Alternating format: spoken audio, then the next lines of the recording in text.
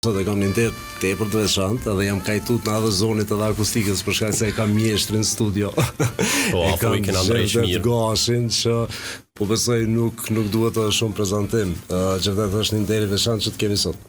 Faleminderit për ftesën, kam kënaqësi të veçantë kur shkoj në radio.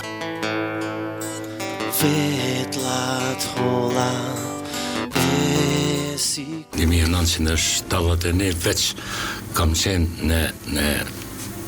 në bendin, në grupin Fan. Fan, po, grupi Fan, që udhëhiqen nga Nexhas Macula, herë, aty kanë qenë fillimet. Ajo tinglloj që ashtu qysh po tingllon. Po në live kur i roshën, ka qenë diçka tjetër. Edhe tash unë e kam me veti tingullin e të njëjtës këngë me vokal të Haki Mesinit, cilën e kam simulu me interpretim të inteligjencës artificiale.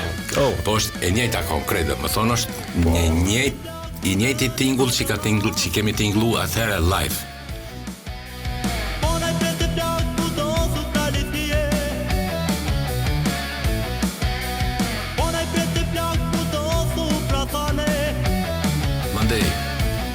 Kritika në gazet ka qenë shumë e mpreft. Kjo është bërë prej profesionistëve. Jusuf Garvalla, kryesisht marrë me atë mundë. Ka unë e kam shkrimin, mandej me u dërgu.